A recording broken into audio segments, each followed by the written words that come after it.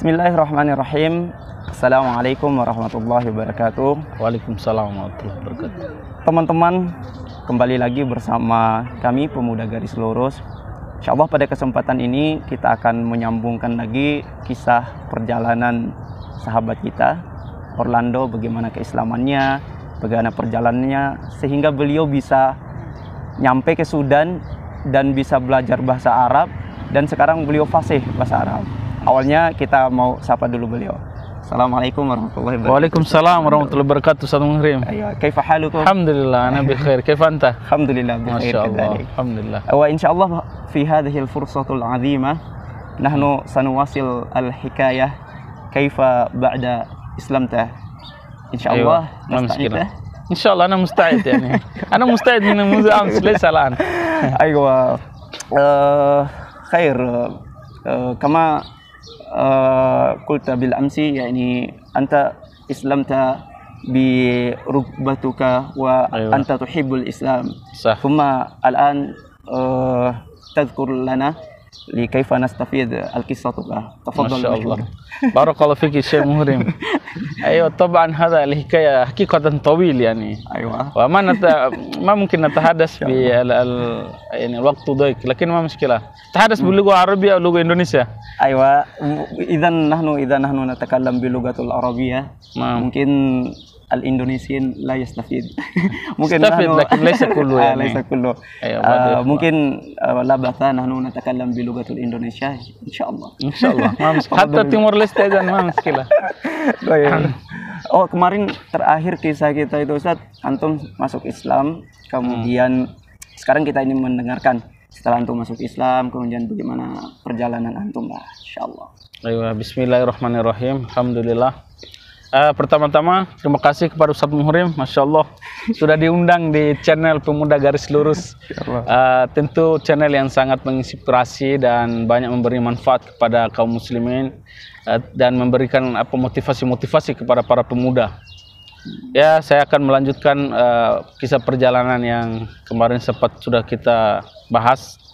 Jadi Ustaz Muhrim, tentu setelah saya memilih Islam, ya, dan ini saya lebih pikirnya itu hidayah Allah, karena memang tidak semua manusia Allah kasih hidayah. Dan alhamdulillah biiznillah, waktu itu saya syahadat pas hari Jumat. Jadi ketika bapak angkat saya Ustadz Jainuddin Halim, hari yang sangat luar biasa, hari yang sangat bahagia, penuh berkah. Dan hari Jumat itu bapak angkat saya Ustadz Jainuddin Halim sama keluarganya mau berangkat sholat Jumat. Saya minta saya ikut. Ya, saya ikut ke masjid.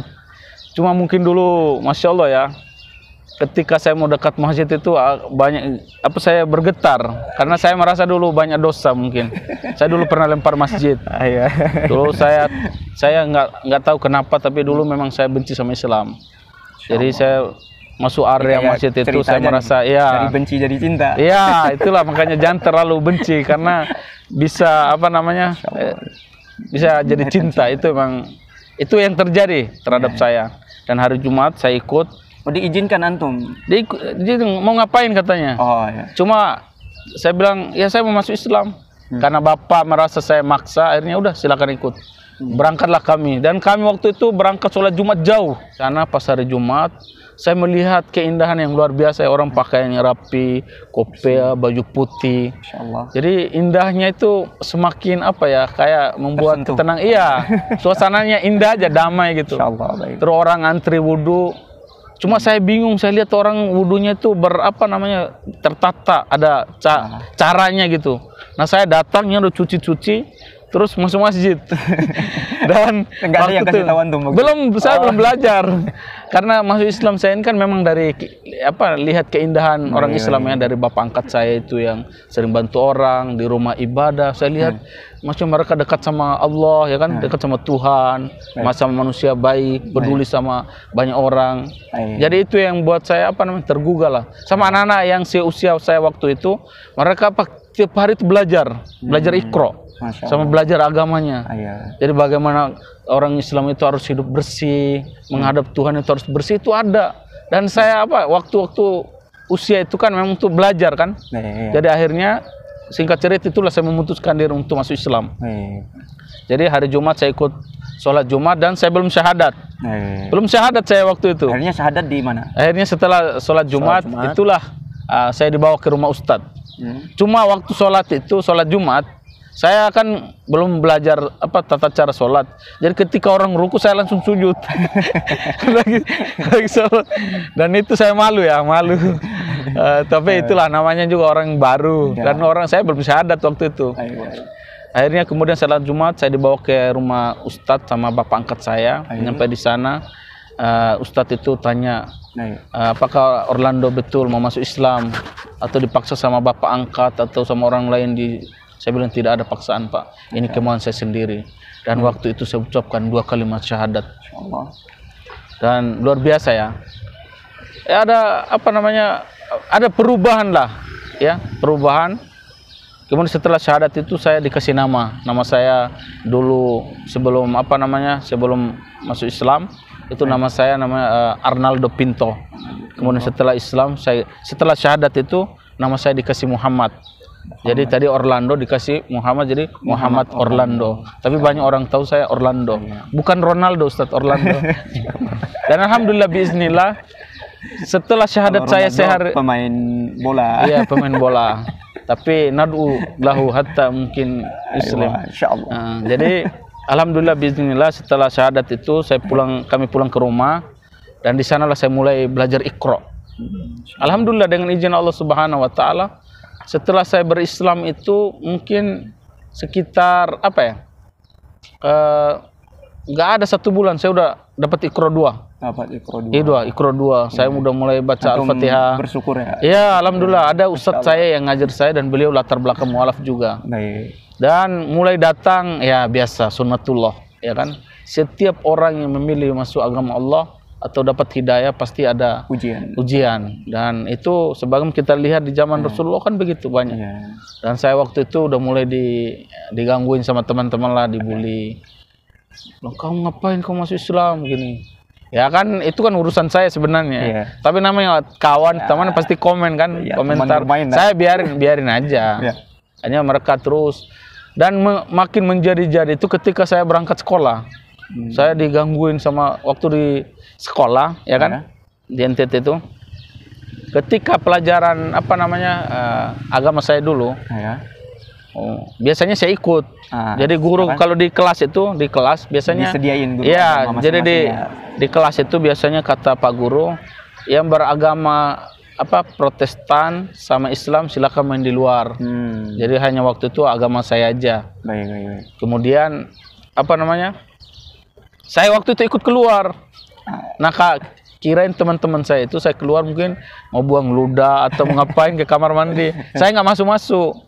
Akhirnya teman saya tuh lapor sama guru saya, Pak Guru, itu Arnaldo nggak masuk katanya, panggil. Karena saya dengar dari luar, guru saya itu galak memang. Jadi kita dulu di timur sana, guru kita itu memang agak keras. Pokoknya saya masuk suatu kelas, semua teman-teman lihat kita ada sekitar 30 orang. Ya kan, kami ex pengungsi timur-timur kan, yang datang waktu itu di situ kan, kami sekolahnya dikumpulin. Orang-orang timur juga kan, kelihatan jadi ganas-ganas. Saya takutnya ini sesuai dengan geografisnya. Akhirnya datang Pak Guru, kamu kenapa keluar katanya? Pak, saya sudah masuk Islam. Oh, udah masuk Islam. Dan itu beliau toleransi luar biasa. Ya nggak apa-apa, silakan main keluar. Teman satu kelas saya bilangin, masuk Islam gitu.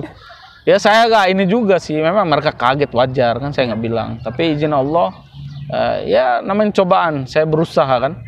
Pulang sekolah sama teman-teman digangguin, kau bodoh kau katanya. Karena dibodoh-bodohin sama mereka kan. Kau bodoh, ntar kamu nggak makan daging babi itu enak. Saya mikir, iya juga ya. Kan di Islam kan tidak boleh makan daging babi. Di Islam ada aturan yang lengkap. Jadi tidak buat sembarangan gitu. Terus kemudian kau nanti burung kau dipotong katanya. Kan saya jadi takut, maunya disunat, tapi orang sana kan nggak tahu sunat, bilangnya dipotong.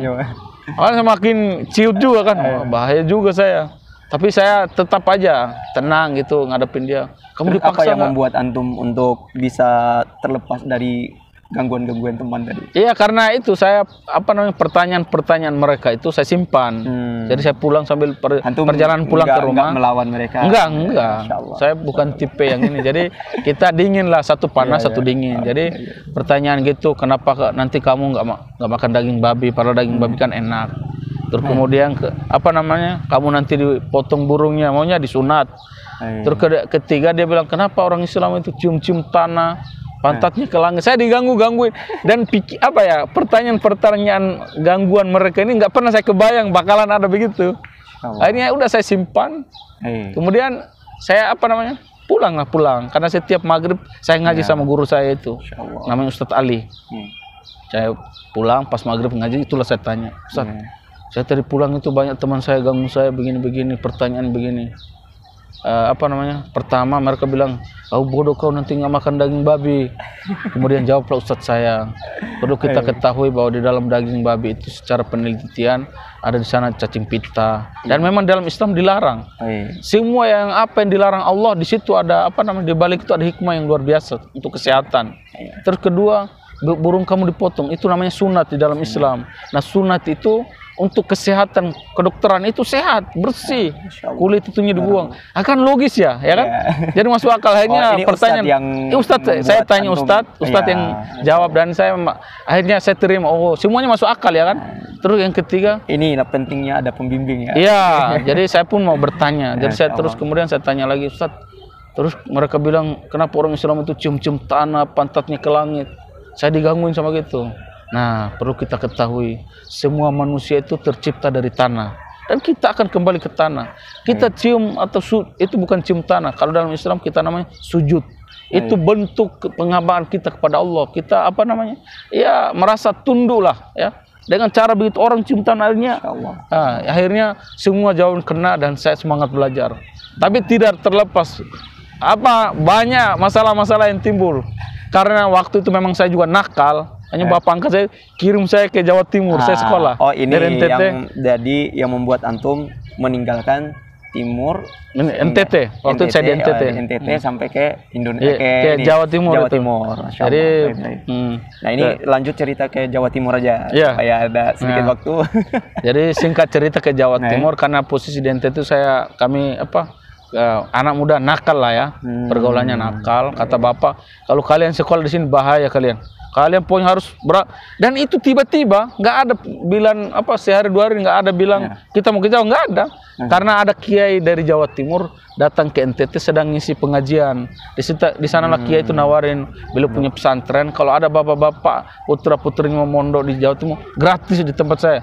Akhirnya bapak saya itu pulang sorenya, langsung kami lagi main-main itu, Andi Orlando besok berangkat ke Jawa, dibeliin tiket berangkat.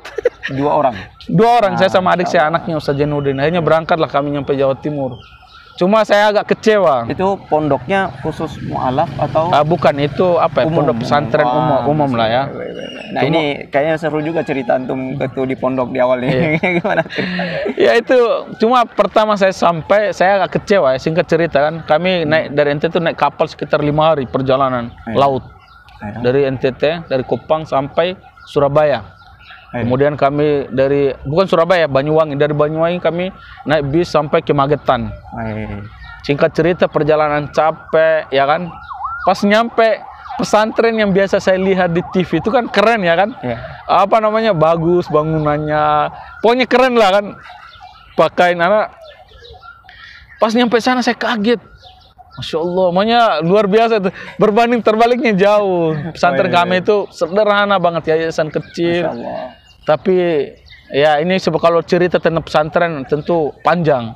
Dan suka dukanya lebih ini. Singkat cerita, saya masuk pesantren di sana, saya terima apa adanya. Saya bertahun di sana. Tahan dulu cerita antum sebentar, kita potong dulu. Insya Allah teman-teman, inilah kisah Ustadz Orlando ini, mana beliau meninggalkan Timur NTT tadi menuju ke Jawa Timur. Insya Allah mungkin kita lanjut lagi ke part 3 ya. Karena kayak panjang ceritanya. Nggak bosan ini pemirsa nih. Tapi kita berbagi kisah aja. Mudah-mudahan ada manfaat dan juga ada hikmahnya. Baik, Insya Allah kita lanjutkan di part 3. Siap. Jazakallahu barakallahu fikum.